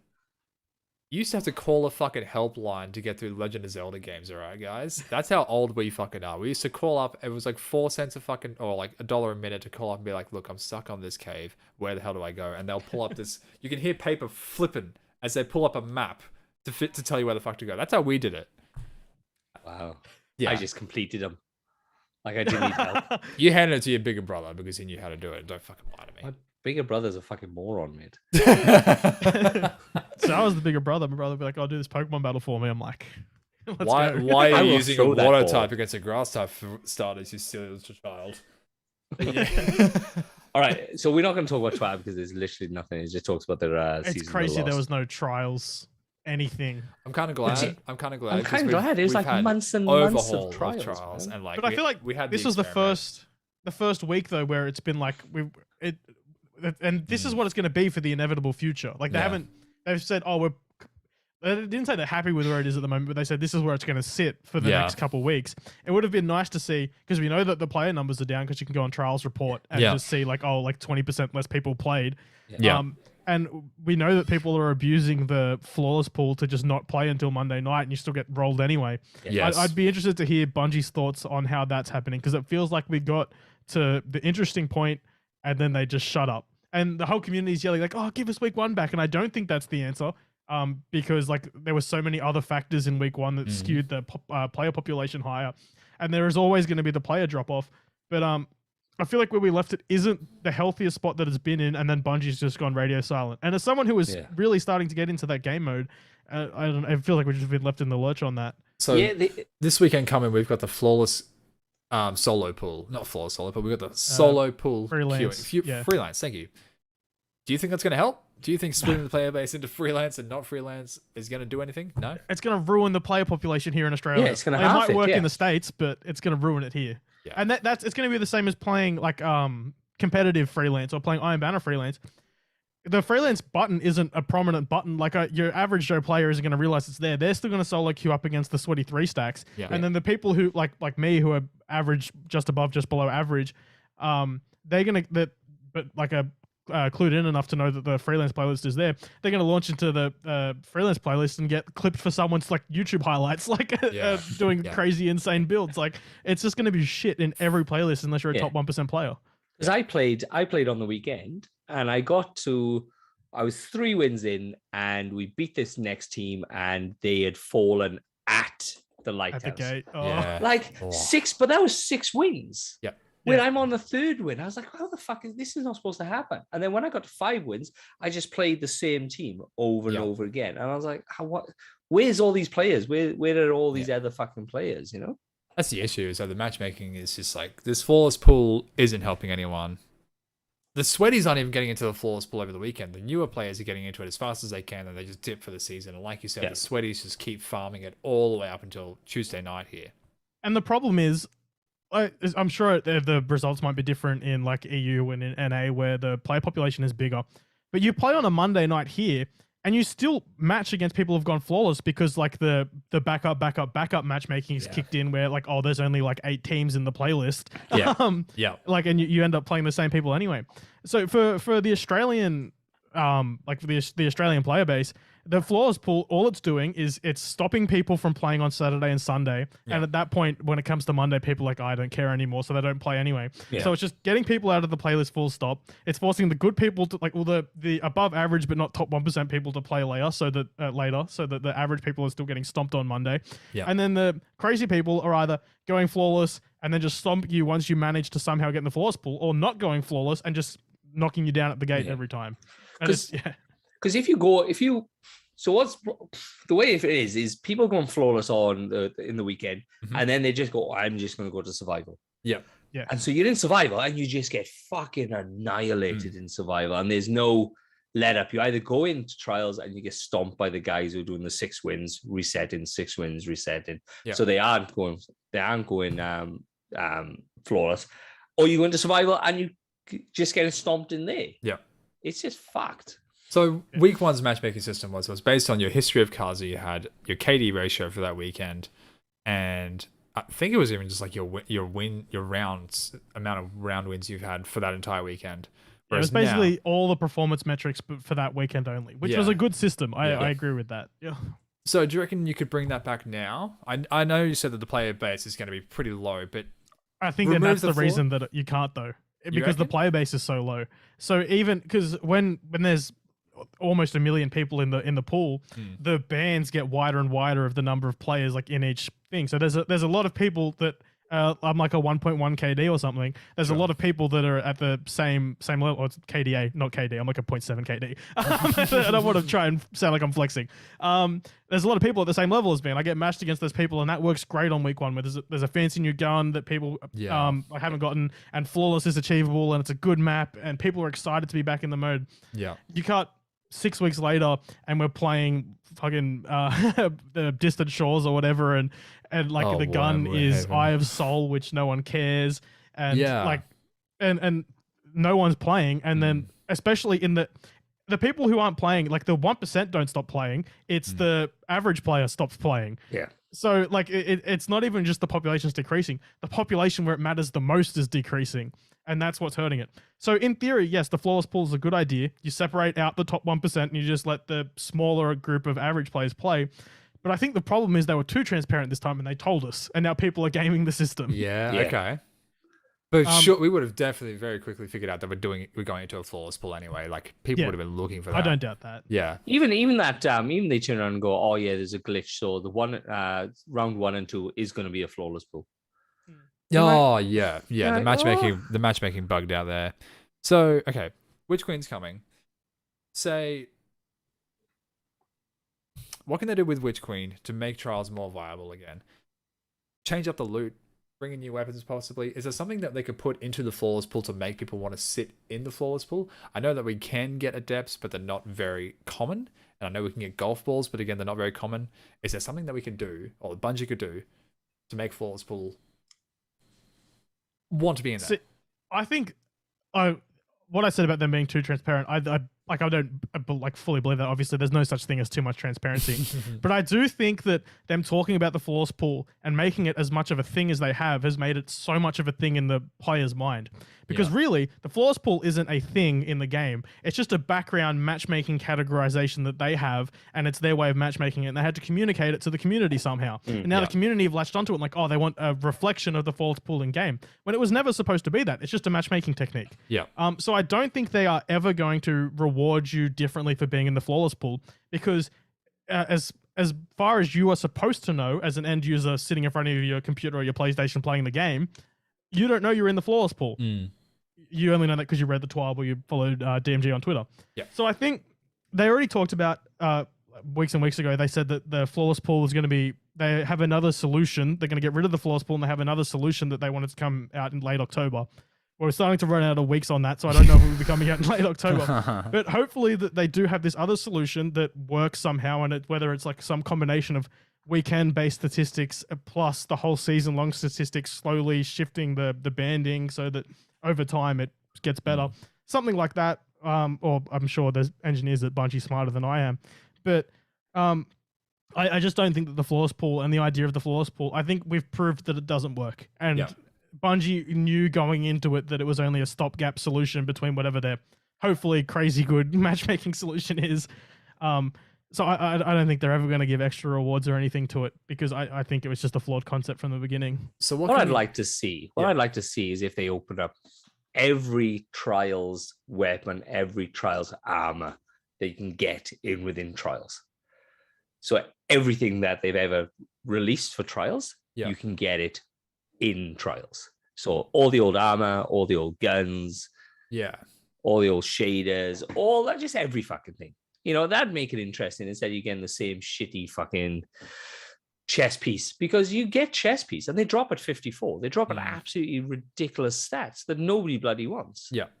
It's good for transmog, but so and I think that's just it. So I'm just quickly scrolling through Dim at the moment, but so the Summoner, the Solar 600 RPM auto rifle, is the only weapon that, like, I think it's the only solar auto rifle in the game at the moment, outside of the new one that they added this season. Because that the Summoner is unobtainable, and they're keeping it out of the loot pool because they want. I imagine that if I was Bungie, and the reason that I would keep certain weapons and armor out of the loot pool is, I don't want you to play Trials one season, get everything, and then play the first 3 weeks of next season and never come back again. So I get that that's what they're doing, but they're like shooting themselves in the foot by not giving you access to all of the guns, and then like, I'm not going to go and get the gun anyway because you're giving me a substitute. Like it seems like they're working at cross purposes to themselves in terms of how they're giving out this Trials loot. So loot, getting people that aren't the best players in the world to stay in Trials, loot isn't the answer. So what could be the answer? I know we're not Bungie, we don't have all the statistics at the back end, but could it be a better matchmaking system? Obviously, get rid of the flawless pool. That's not working. Card-based matchmaking might be working. We only tried it once, but that was in a blown-out weekend where there was more players than there probably is. So should we try that again? See if that works. Do you think that could be possibly an answer? I think there's something to be said. So I don't like. I mean, Destiny's a looter shooter. Loot is the goal at every single point. So I don't think it's like loot isn't the answer. I think they need to adjust how because the criticism of Trials before this was it's so unrewarding just playing in the playlist. Unless you're getting to 7 wins, you're getting next to nothing. And they've changed that this season. Now you play in the playlist and you're leveling up your Trials ranking, you're getting engrams every so often. Occasionally you'll get an end of match drop. But once you hit 7 wins is when it really starts becoming rewarding. I think it's still not rewarding enough to play up to 7 wins for an average player who's going to have like a 40% win rate. Because if you have to play 20 games to start getting the good loot, like you're not going to sit in that playlist for like hours to eventually get a golf ball when you can wait until Lake of Shadows rolls around, get on LFG with some absolute sweat lords, and then just fill all of your postmasters with golf balls. Like it's not that what is there isn't rewarding. It's that when you compare it to other sources in the game, people have found out better ways to min-max it, so it's not rewarding enough to keep the average Joe player in the playlist. Speaking of min-maxing, like I've gone flawless every weekend up to this point, and I've only just reset my Trials rank this weekend. That's just been that's an engram per rank, but geez, you're a better player than I am. I'm a very good carry. He's got mates that carry him, mate. Don't hardcore. I've got like I mean, even still, I've reset it almost twice now, and I've missed the past couple of weekends of flawless. Just trying to beat my head against it. I'm a bit shit. So what I was getting at was like the engram drop rate. So you use your engrams, then you can buy directly the weapons and the armor in that second tab on the Trials menu. But even that feels like it's not enough. Like it just feels like it's just pushing out so slow. Yeah, it slows down so much. Like I think they had double Trials rewards points on the Zone Trials weekend. Yeah, they did. And I think going into that weekend, I was on like Mythic 1. So then you basically have to do the entire XP grind that you did up to that point again, just for 1 extra engram. So what used to give you like 9 is now giving you 1. Yes. And then you do it again, and then you do it again, and you effectively like the last like 10% or like what's supposed to be 10% of the ranks, you're spending the exact same amount of time as you did for the first 90%, and it's like a third as rewarding. Yeah. And I think there's like an inherent flaw in that system. But yeah, I don't I'm like. sure Bungie's aware. I don't think you can be able to fix it. To be honest, I think it's just gonna be what it is. Yeah. Like what can you bring it in? What can you bring it in that's just gonna make this magical system that everybody wants to fucking play? I mean, like the answer is like, if you want an answer how to get people playing Trials, if you come out with 12 new guns and 3 new armor sets every season, people will play Trials. But that's exactly not right. feasible. Like, not absolutely not at all. But what they can do is just rain down loot on you. Remember Season of Arrival's Umbral's engram system? I sat in Forges at 750 light and got killed over and over for my power. So, yeah, but like, people got gold rolls on their guns very, very quickly, but I don't know why people kept rolling those fucking Umbrals. Like, they got a roll they wanted, then they went, oh, maybe I want a different roll. I want a better roll. I reckon just throw loot at people. Make it so it costs a shit ton. You know, it's a ton of glimmer and planetary materials, whatever. Make them go farm that shit. But if they can just keep rolling loot as much as they want, that's probably the best way they're going to keep them in that play, in that game mode that they want them to be in. Yeah, I think that's a really good point, actually. Like, because even still, like, I was sat there rolling Thractithus for the first 6 weeks of the season to eventually get my like opening shot quick draw. Yeah. But even still now, I've got these Umbral engrams. Like, well, I'm just gonna focus them into that because I might get something crazy. Like, I might get a better barrel and mag combination, or like, and at the end of the day, it's a looter shooter. We're here for the loot. Like, that's what grabs the like. Any Destiny player who's playing for the longevity, they're either a top 1% Crucible player or they're in it for the loot. Yeah. And so, I mean, more loot's never a bad thing. I think what Bungie's scared of doing is swinging the current balance where like 90% of the player base is only interacting with PvE. Not a real statistic, but just like most of the player base is only in PvE because it's more lucrative. I think they're scared of swinging that balance the other way. I think they're trying to slowly approach the 50-50 line instead of swinging it all the way the other way and trying to come back. Do you think they should bring like that? Do you think they should bring in a PvP season where you only get shit from PvP? I think it's so risky because PvP's like, you have to face it, PvP is the weakest part of the game at the moment. And so to do a whole PvP system in the state that PvP's in at the moment, so much of the player base is just going to drop off. Yes. Like people and especially with something like PvP where there is good players and there is bad players, and that will never change. The bad players aren't going to keep playing if they just load in, get shit on for an hour. Like, you're not going to keep playing. So I don't think a PvP season will ever happen, and that's unfortunate because I think the 10 to 11 care that if they focused on PvP for a whole system, that amount of 10 to 11 care that they would be able to give the mode then would really help. It would go a long way in making that better. But it's just the initial investment is not going to get the returns that they want, so they won't do it. If they was to do a PvP season, they would have to do it in one of the dungeon seasons, I'll call them. When we don't get a new raid, we get a dungeon instead. Because that is like endgame PvP, endgame PvE is there, but it's not quite there. It's not a raid, right? Whether it's a reprised or a brand new one. So that possibly could be the best time to pair it. Still give us a dungeon. It's like, yeah, you can go get new rolls or whatever and like put guns in there that you can farm endlessly, like Prophecy. But then just go, look, this is PvP season. Bad players are still going to get just as many drops as new players, better players, but better players might get higher stats. They might get better rolls. That's an interesting point that you touch on there. Bad players are going to get just as many drops as good players. Yeah. There's a level of, okay, you've made the bad players happy, but now the good players are pissed because they're getting nothing because they're good. I think that's the problem with Trials. The whole idea of going flawless is inherently flawed. Like, pardon the wording. Yeah. I think the idea that it's flawless comes with a level of prestige, and then it's going to be unachievable to a certain percentage of the player base no matter what, and then a certain percentage of the player base is going to think it's their God-given right to go flawless every weekend, and that they should have like the heavens rain down on them in rewards for getting that, and you will never be able to please both sides. They just have to try to find the happy medium. So what if we just take Trials, take the flawless out completely? So now we have an engram that if you have 50 wins, I think it is 50 round wins, you'll get an engram. What if it's based on that? So you get 50 wins. That's what I'm saying, though. Like, you take the flawless out of Trials, and that top 1% who think it's their God-given right to go flawless every weekend because they've spent 10,000 hours playing PvP and they're shitter diving and they've got their Bellwinters. Like, then you as much as like it's only a small part of the player base, they're a pretty loud, like they're a pretty vocal minority, and they're still part of the player base. Bungie still has to cater for them. but you rank it up. So the first one is 50 wins, and then the 50 wins you get 1 engram. Then you get your 100 wins, and then you get your so like the ranking system is now. So 3 wins you get this piece, 5 wins you get that piece, 7 wins you get this piece, and then the fourth like 200 wins, you'll get your adept.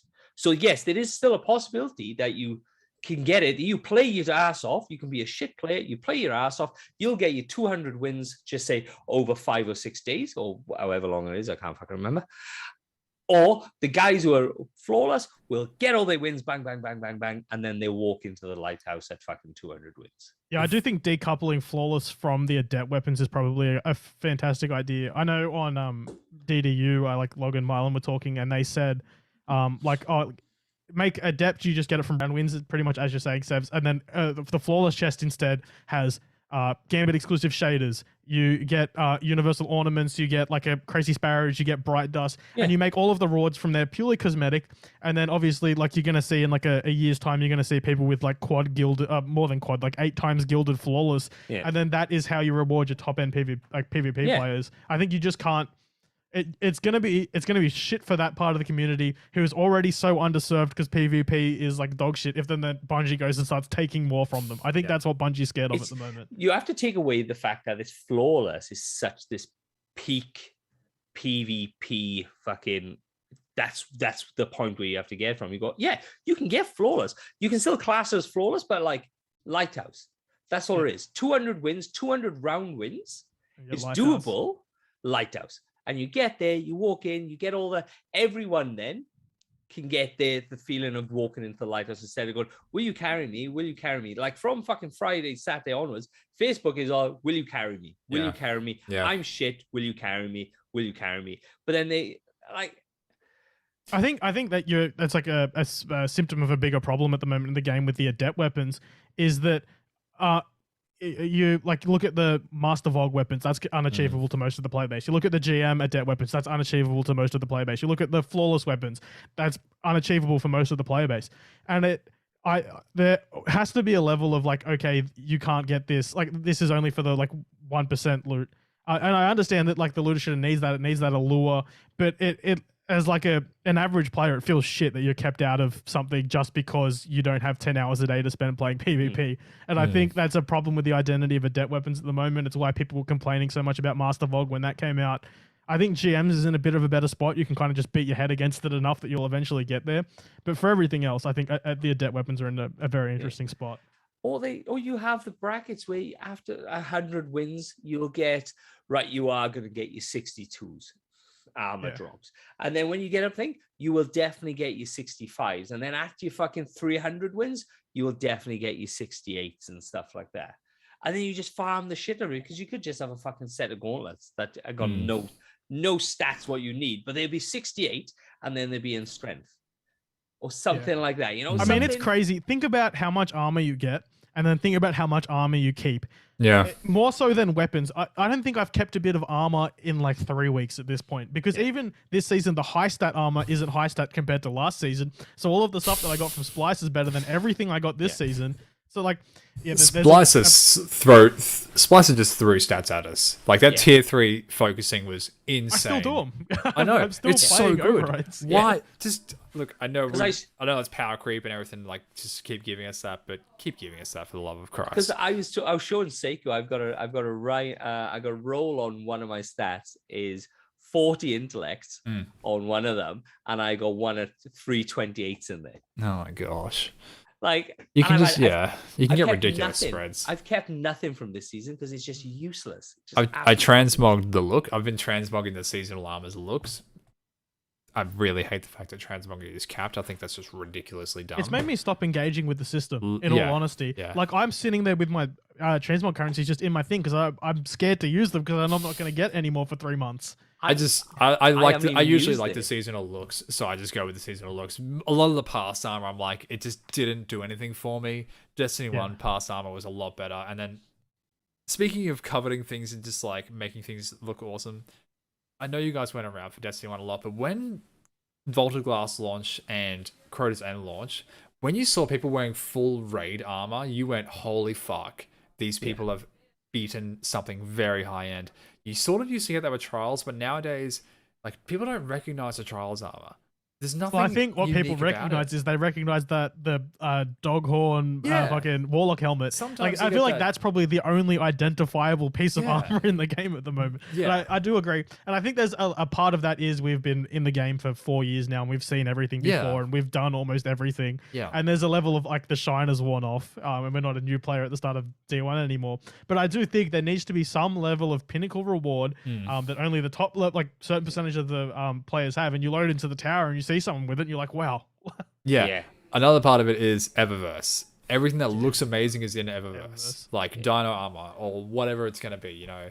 All of the glows for what's that event that comes around? Solstice, yeah. It's like the white armor and it glows, but that's all sold through Eververse.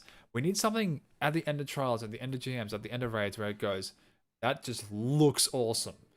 You know, That's what you got, doesn't it? Once you go flawless, you get the fucking little. Yeah, but it glow doesn't look on the great. armor. It doesn't look recognizable. All It's right. just- you know what I mean? Like, you need something that make like you stand out when you wear it. Like, it glows. It And does that's the thing. why, like on Twitter, a lot of people saying, throw the old Trials armor in the pool, throw the old Trials armor in the pool. Yeah. And as much as I think, yes, it'd be good to get me in the playlist, I'd play it and I'd get that armor. Yeah. But there's also a part of me that's like, no, don't put it in the pool. The people who fucking there. beat their head against Right. the wall Yeah, of shit okay. that Trials has been since it came back, they earned that armor and they get to show off with it now. And like, I'd feel bad for them if I got that armor at this point. Okay, like, yeah, I can understand that. but It's at like- the same time, like we can't expect Bungie to add three armor sets for each character every season. Like there's a Yeah. level of they're gonna have to reuse something. It's at like some these. point, It's so. Yeah, like for these sure. people who flaked out on certain seasons and didn't get Jade's Gambit Jade Stone. You The know, people game were was just in a like- bad state. There was no way that I was sticking around Like you because just of have to fucking deal with neon it, mate. glow. You just have to deal with it to get That's- the best that's- shader in the fucking game. You failed. I want You failed with you and your shaft dive. I'm fine with you had to be there moments with armor. Like So am Ninja I. said, Cosmetic don't bring stuff, old Trials back. absolutely. Yeah. Don't bring back old Trials gear. If you were there and you got it, that's great. Bring in new stuff eventually and just make it look fucking awesome. Yeah. Lozen said in the chat, Taken Armor was an Eververse thing too, wasn't it? Taken Armor in Eververse was the very, very first one, and that was back when middle of Taken Kings. That's when they started selling armor in Eververse, and people went, "Oh my god, we're turning to microtransactions." But before that, everything that looked amazing was all earnable. So I just want that back. I want Yeah. amazing looking earnable things, and then whatever, sell ornaments for weapons. I thought with the transmog, it was gonna bring that back. Go, ooh, look at that fucker. This Yeah. is why obviously we're doing the fashion game in the Discord is to let people go to have people change their armor because we're doing you were a part of the Discord, so we're gonna do a fashion game, and one of the boys has made a video of it and stuff like that's fantastic. Yeah. Well, imagine, so like in 30th anniversary, they're giving us that Thorn armor set. Imagine if instead of just giving it to us, if you solo flawless the dungeon, you got that Thorn armor. Yes. That would be cool. Yes. But Yeah. instead, you pay $30 and you get the Thorn armor, and we're going to load into the tower, and every hunter's Everyone's going to gonna be have it. wearing their pointy armor, and it's Yeah. like I don't think I will ever equip that armor set because it's not cool when everyone has it. Yeah. Do you remember? It's like it. Remember getting the wings for completing the Nightfall? Yeah. Like it was just that random cosmetic. It was like you get bonus XP, but you had this thing saying you just completed a really hard activity. Or you Imagine got if like the halos The halo, from the yeah. raid. Yeah, Yeah. You're like, oh, what the fuck is that? Like, Yeah, I just just a thing on you that says, "Hey, I've done this thing this week." because what they've kind of stepped back and go, we'll give you an emblem.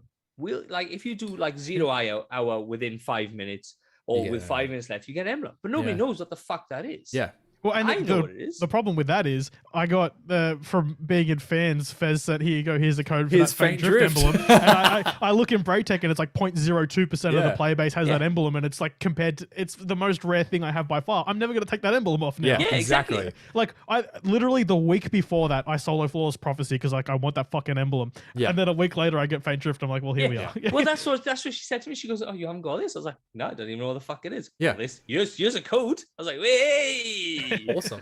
And it was only yesterday that somebody asked me, "Go, what's that?" I was like, "Faint drift." What's that then? I was like, I got given it. I don't know. What You the fuck can't, you it can't is." get it. You need to be prestige. You have to be cool. You have to be an influencer.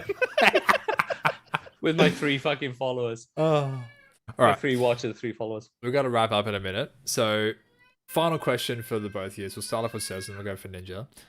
What does Destiny mean to you as of right now? What has Destiny done for you? What does it mean to you? I'm glad you're going first.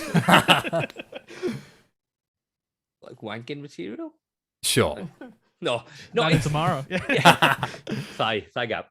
Mara's thigh gap. What's Destiny brought to me? Like, it's brought me out of my comfort zone. When Agnikai first met me, I was like, I fucking hate streamers. I fucking hate them. I hate the way they talk. Hey man, hey, how are you? Yeah, bud. Thanks for the bits. And it's just brought me out of that where I've kind of broadened my horizons. We've done this where I don't usually talk to people and stuff like that. And it's made friends. Like, I wouldn't have people in America that I can call friends and ags in butthole and fucking busy and stuff like that. I just that's it. Just friendship. That's all I've got. Fuck you. That's all I got. No, I think you're 100% there. You've stolen my answer. Like, I was going to say, honestly, it's the friend game. Like, I'm seeing out of the corner of my eye in the Discord here now, my clan's organizing a raid for after this. I'm like, that's why I play Destiny. Yeah. It's because the boys are all trash talking each other. Like, one guy's with his missus at the moment and he's getting the living hell out. Like, we're not jumping on for the raid. It's things like that. And it's things like you guys inviting me to be on this podcast. Like, without Destiny, I would never have spoken to either of you. And now, like, I'm like so like privileged to have been asked on your podcast and chatting about my favorite game, like with a bunch of like-minded people. Yeah, and that's what Destiny is. Awesome. Well, so what we'll do though, we'll get you back on. This is fucking awesome. This is like so. I had a great time. Absolutely. So we have penciled you in for next year now for Drunk Law. Yeah, I'm sorry that I had to. Push it back at uni. So we've penciled you in for Drunk Law. Tales from the clan. Like a bit of an announcement from us guys. We have. I let Agnikai get the tell the download thing because he's the one who told me. Oh, okay, yeah. So I was checking the numbers on this podcast yesterday, and we have officially hit over 1,000 downloads on this show alone, which is a huge achievement for us. So thank you everyone for listening and tuning in and downloading the show. That is awesome. And we can't wait to bring you more. Being as his anthem podcast didn't even get off the ground. Don't. It still hurts. It still hurts. I can still feel that $80 tugging on my heart. Yeah, I was very excited for Anthem, but I was also super skeptical. So I signed up for 1 month of that like Origin access. Yeah, I've never been happier for like doing a subscription service because I only paid $10 instead of like $80. Kay just hit it on the head. Now, Destiny means being a part of a community. You know you'll be accepted. I mean, that's 100% it. Like, I can go into the fans Discord. I can like pop into your guys' Discord. At this point, I can go on my Twitter and I can say something about Destiny. And I know that all of these amazing like-minded people are going to see it and like have a positive reception to it. And there's not many other communities on the internet that are like that. Like when I was playing Counter-Strike, you're not getting that level of friendliness there. Yeah. Unless you're shit today. Yeah, I just send random GIFs every time someone like Pancake or Ninja tweets. I'm just like, here's my GIF. All right, guys, we're gonna have to wrap it up there. Thank you so much, Ninja, for coming on. Shout out all your socials. Let people know where you are. Yeah. Twitch.tv/NinjaChicken737 is where you can find me. Normally I stream every Monday, Wednesday, and then I'll sprinkle another day in there. But at the moment, I'm in my last 6 weeks of uni, so it's a bit dicey. So you want to be in my Discord to get all of the updates. And I also post my schedule on Twitter every week. So at DanielF737 on Twitter. Nice, man. Awesome. That's awesome. So much.